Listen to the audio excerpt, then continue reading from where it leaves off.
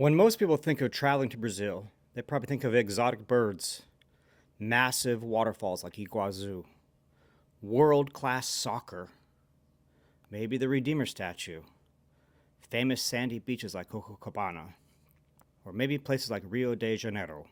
But for me, I go to Brazil for fishing, Amazon style, huge catfish, hard-fighting peacock bass, massive piranhas, and fanged vampire fish. I'm an avid, crazy fisherman. I absolutely love to fish. I work full-time in the summers at a fishing lodge in northern Minnesota helping people catch big walleyes, smallmouth bass, and northern pike. In my spare time, I travel the world trying to catch various species of fish. I've been blessed to do 2 trips to the Amazon jungle, and both times we were fishing for giant catfish, piranhas, vampire fish, and colorful peacock bass. On those trips, I caught hundreds of peacock bass and loved the fight they put up and am always amazed by their beautiful colors. On my first 2 trips, I heard rumors of peacock bass that grew up to be 3 feet long and almost 30 pounds. After some research, I found out that while 20-pound plus peacocks are not common, they actually do exist. So I wondered, how rare is it to catch one of these giants? I decided then and there I needed to go to the Amazon and see if these giant fish really do exist for myself and see just how hard it is to catch one. Numerous blogs and articles were read, YouTube videos were watched and then rewatched. I ended up deciding to target the Curicuriari tributary in the northwest corner of Brazil to see if I could find a monster peacock bass. After selecting an outfitter, I called my friend Nate and told him what I was planning. Nate has fished with me in Minnesota for walleyes and smallmouth bass, and in turn I've been to Michigan where he lives to fish for muskie. Over the years, Nate has heard my stories of fishing the Amazon and readily agreed to join me for a trip to the jungle fishing for these huge fish. Soon arrangements were made and plane tickets were purchased. Late October, we boarded a plane and headed south. After traveling over 4,400 miles by commercial airlines, we landed in Manaus, Brazil, right smack dab in the middle of the state of Amazonia. Due to flight schedules, we arrived in Manaus with a whole day to spare, so we decided, before heading out fishing, we were going to do some exploring. We took a tour of the nearby Presidente Figueiredo area, known for its collection of waterfalls and caverns. The next morning, we traveled 530 miles on a domestic flight to São Gabriel. Fishing trips excite me so much that I can never sleep the night before, and as we flew over the Amazon, I loved looking out my window and seeing all that green, occasionally cut by the rivers that crisscross the amazing jungle. Finally, we saw our destination, São Gabriel and the Rio Curicuriari. In São Gabriel, we were picked up for a 20-minute van ride to the Curicuriari River, and we were transferred to a shuttle boat. We were in the Amazon during the dry season, and the river was lower than average, and we could see giant rock piles jutting out of the river as we passed remote villages. After a couple hours, we had fewer rapids, and the scenery began to change. Finally, after traveling for another 2 hours, for 4 hours total, and over 100 miles by boat, we finally arrived at our floating lodge where we were going to spend the next week. The next morning, we set out with our guides and started fishing. Topwater lures such as chopper baits and spooks had worked best for me on previous trips, so I spent several hours throwing them. But we had very few blowups and no fish in the boat. So the guide suggested we change. We started using a Yozuri crystal minnow. After taking the guide's advice and changing lures, it wasn't too much longer till we started getting some hits. Fish! The little guy, I got the little guy. Oh! It was little. Was not the big one.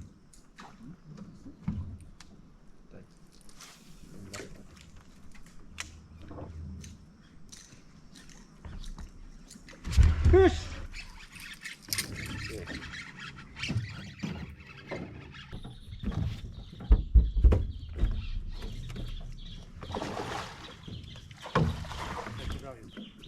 This is a butterfly. That is a 3-pound butterfly peacock right there.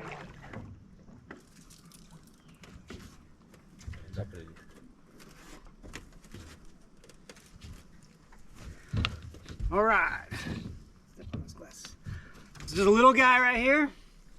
This is a 2.5, 3-pound butterfly peacock. So on a lot of my previous trips, this would be what we're looking for. However, this trip here, we are really targeting the big fish. Not complaining, we get my first fish of the trip because it's always nice to get the skunk smell off your hands. But we just saw a massive splash in here. There's big ones in here. We're gonna go get them. Come up and take the front, Nate. Fish. All right, so that is my second peacock of the day. Coming on this trip, we knew this was gonna be not a great trip for numbers, but hoping to catch a few of these. So I got 2 today so far. It is almost 10 a.m., so not too bad. Trying to get Nate here a fish though. And this is a butterfly. Caught lots of these in the past. So hoping to get a little bigger. This is 4 pounds, it says. Let's get a picture. A little bit later, Nate finally got his first peacock bass. Here we go. Nate's first fish. It's a peacock jumping out of the water. Nate has been casting for like 3.5 hours. It's a good thing he's a musky fisherman. Yeah.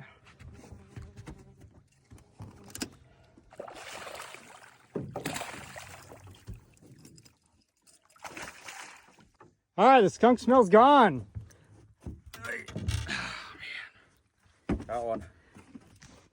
These butterfly peacocks were beautiful, but they weren't the fish we were looking for. Our guides then suggested we use a feathered jig if we wanted to increase our chance of catching the bigger fish. I later learned that back on the boat in the evenings, the guides hand-tie the feathered jigs as needed to replace the ones that are destroyed by piranhas and wolffish that are common in the Amazon. So we threw feathered jigs, and sure enough, we started catching more fish. But they were still butterfly peacocks. But then suddenly, this happened. Oh, this one's taking some drag. Oh boy.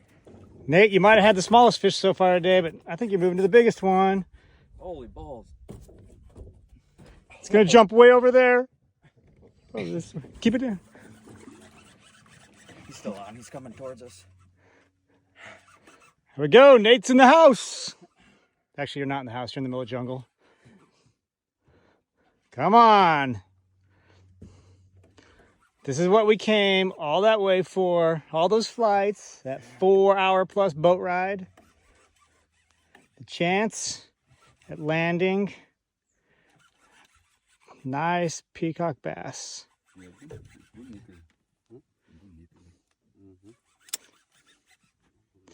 Haven't seen it yet. But given the fight, it seems like it's a lot bigger.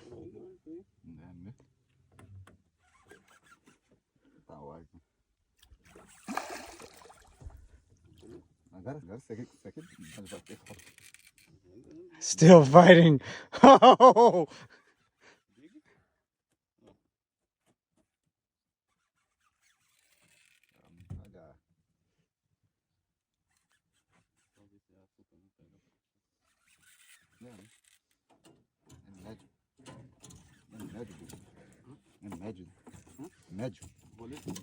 He's getting the net ready. They think you got a nice one on.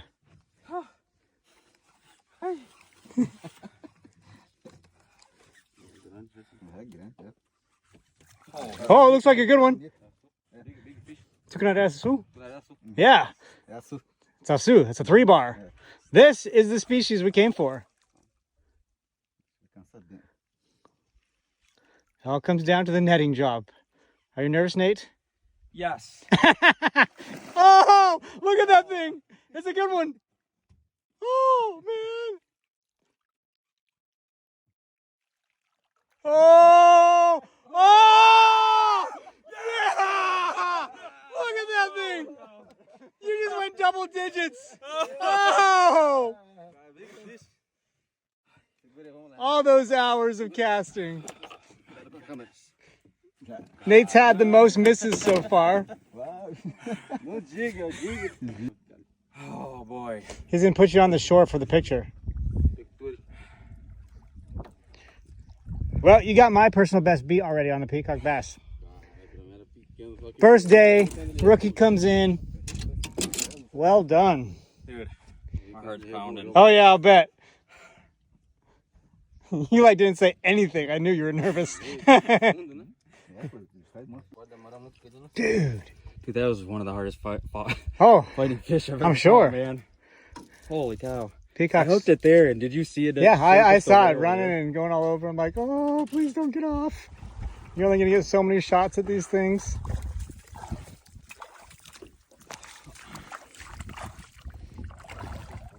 Wow, we actually got a big one on the first day. Look at that thing. Oh, I hope I get one. All right, we're gonna get an official measurement on this thing. Pot? Pot? Yeah. Yeah. Do you want a photo? Don't come off the boat. Look at that thing.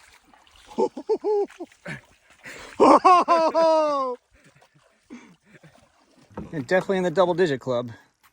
90? The last 90? Deixa a boca dele fechada. Pode tirar. Jeepers.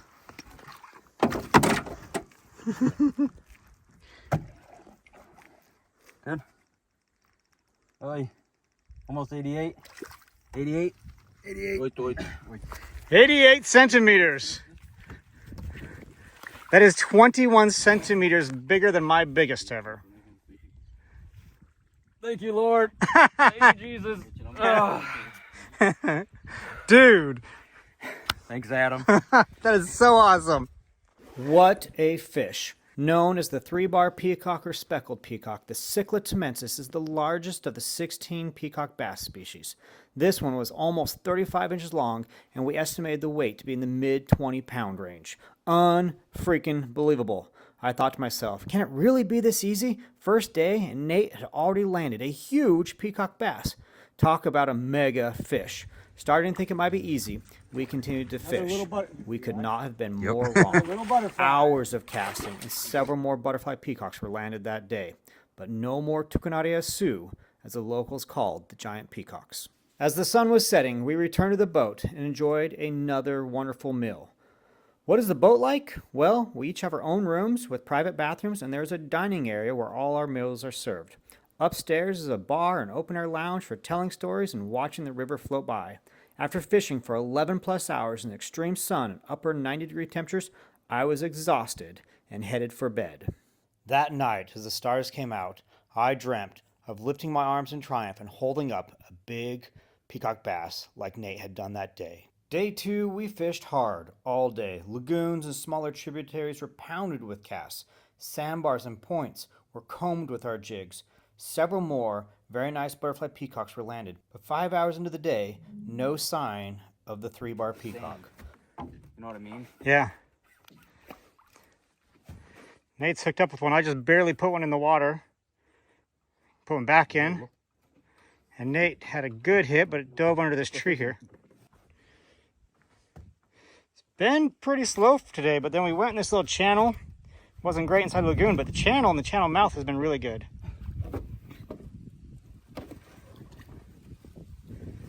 Oh, you're moving that tree over there now.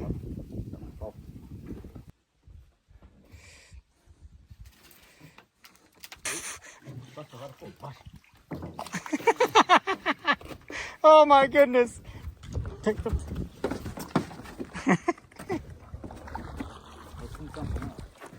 They found another log while you did it.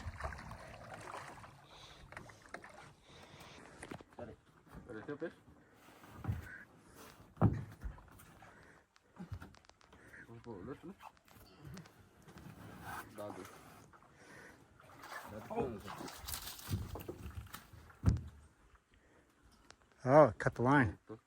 He's trying to scare your fish out for you. Oh, man. Nate, how do you feel right now? Dude, that was huge, I think. That was another big one. Sorry.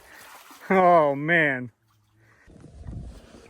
Over the next couple hours, we hooked several more butterfly peacocks. Nice fish. Yeah. Good job. Beautiful. We have 2 guides. So we have Biron, who's kind of our lead guide here, and he's picking spots and whatnot. And then Cristiano, I believe he is our local guide. What they do here for the permit is we have to have a local person from the indigenous tribe here with us in the boat. And he is not only helping out, but he also documents. So you have to write it down. Escribe.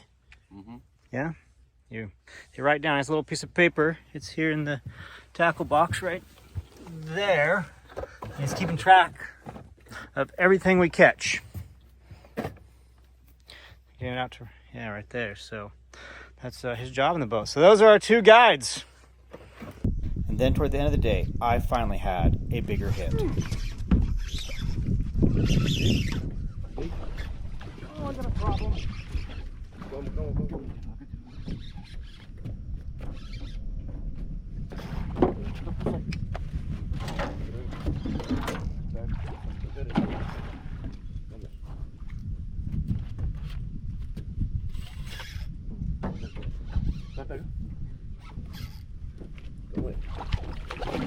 Paca. Paca.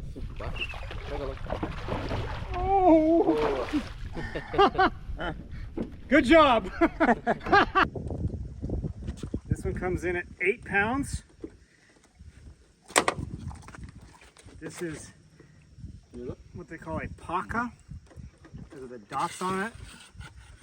The Paca is technically the same species as Cyclotamensis as the giant 3-bar, but it is a phase where they change colors before they spawn for the first time. I had never caught one before and enjoyed examining it up close. Day 3 was hot. The sky was clear and the sun was out in full force. We cast our jigs and lures hundreds, maybe thousands of times along sandbars and under trees.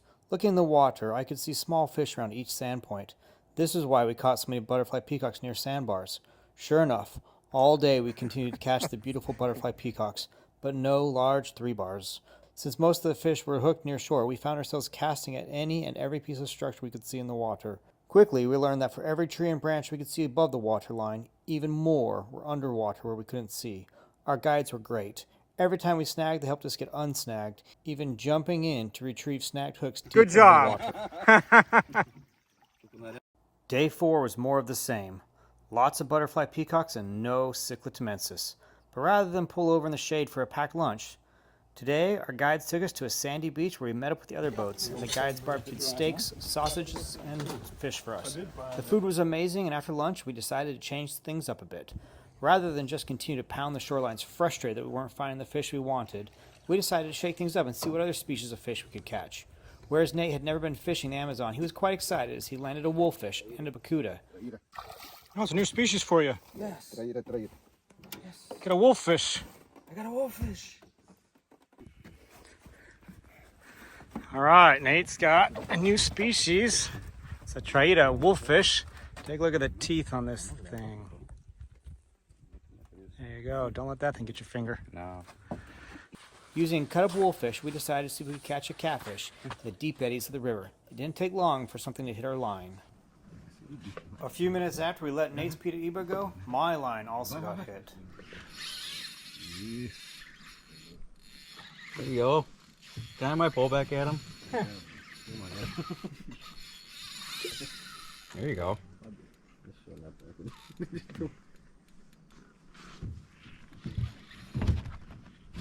Surubim. Surubim? Surubim. It's going to be like a No. smaller fish, and I'm like totally... Snagged.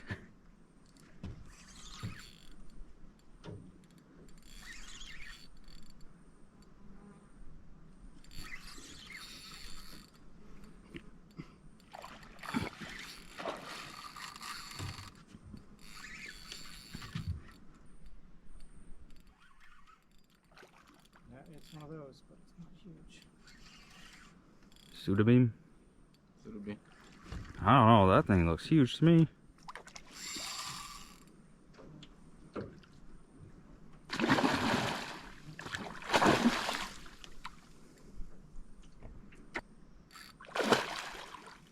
Apparently these are like zebras.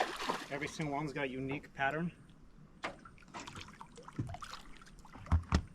As much fun as the catfish were, we hadn't come all this way to fish for catfish.